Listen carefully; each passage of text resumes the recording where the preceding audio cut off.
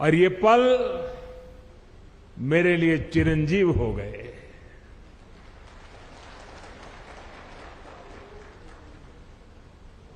बाबा के सानिध्य में,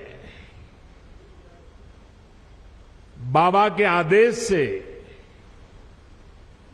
बाबा की कृपा से पिछली बार जब आया था तो कुछ शब्द मेरे मुंह से निकले थे। वो शब्द मेरे नहीं थे।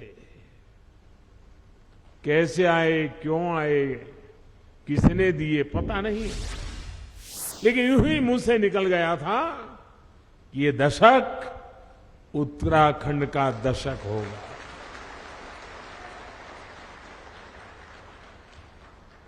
और मुझे पक्का विश्वास है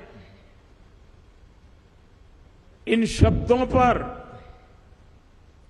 बाबा के, बद्री विशाल के, मां गंगा के निरंतर आशीर्वाद की शक्ति बने रहेगी, ये मेरा अंतर्मन कहता है। ये मेरा सौभाग्य है आज मैं आपके बीच इन नई परियोजनाओं के साथ फिर उसी संकल्प को दोहराने आया हूं। और मेरा सौभाग्य है कि आज मुझे आप सभी के दर्शन करने का मौका मिला है।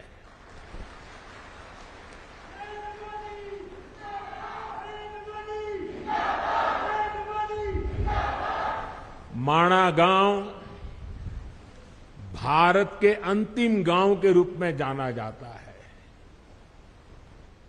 लेकिन जैसे हमारे मुख्यमंत्री जी ने इच्छा प्रकट की, अब तो मेरे लिए भी सीमा पर बसा हर गांव देश का पहला गांव ही है।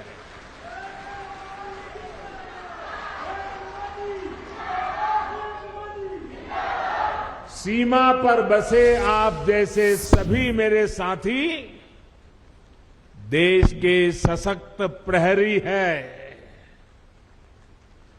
और मैं आज माणा गांव को पुरानी यादें ताजा करना चाहता हूं। शायद कुछ पुराने लोग हो, उनको याद हो। मैं कोई मुख्यमंत्री बन गया, प्रधानमंत्री बन गया, इसलिए सीमा के इस पहले प्रहरी गांव को याद कर रहा हूं, ऐसा नहीं है। आज से 25 साल पहले जब मैं उत्तराखंड में भारतीय जनता पार्टी के एक कार्यकर्ता के रूप में काम करता था, न कोई मुझे ज्यादा जानता था, न मेरा उस प्रकार का कोई पब्लिक लाइफ था। मैं संगठन के लोगों के बीच में ही अपना जीवन गुजारता था, काम करता था। और उस समय माणा में मैंने उत्तराखंड भाजपा की कार्य समिति की मीटिंग बुलाई थी। तो मेरे उत्तराखंड के सारे कार्यकर्ता मेरे से बहुत उस समय नाराज थे, प्रश्न पूछते रहे, साहब इतना दूर कितनी मेहनत से जाना पड़ेगा, कितना समय जाएगा। मैंने कहा, भाई जिस दिन उत्तराखंड बीजेपी के दिल में माणा का महत्व पक्का हो जाएगा ना, उत्तराखंड की जनता के दिल में भाजपा के लिए महत्व बन जाएगा। तो वहां जो श्रमिक भाई बहन काम करते थे, उनसे भी मुझे बातचीत करने का मौका मिला। जो इंजीनियर लोग हैं, उनके भी साथ बात करने का मौका मिला। मुझे इतना अच्छा लगा। और वो कह रहे थे कि हम कोई रोड का या इमारत का काम नहीं कर रहे हैं, हम तो बाबा के पूजा कर रहे हैं, बाबा की पूजा कर रहे हैं, और ये हमारा पूजा करने का तरीका है। साथियों, देश की आजादी के 75 साल पूरे होने पर मैंने लाल किले से एक आह्वान किया है। ये आह्वान है गुलामी की मानसिकता से पूरी तरह मुक्ति का। आजादी के इतने वर्षों के बाद आखिरकार मुझे ये क्यों कहना पड़ा? क्या जरूरत पड़ी है कहने की?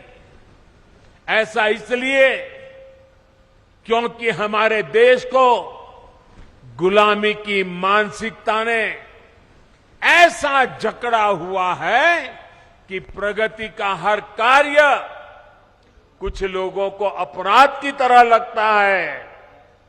या तो गुलामी के तराजू से प्रगति के काम को तोला जाता है। इसलिए लंबे समय तक हमारे यहां अपने आस्था स्थलों के विकास को लेकर एक नफरत का भाव रहा। विदेशों में वहां की संस्कृति से जुड़े स्थानों की ये लोग तारीफ करते करते नहीं थकते, लेकिन भारत में इस प्रकार के काम को हेय दृष्टि से देखा जाता था।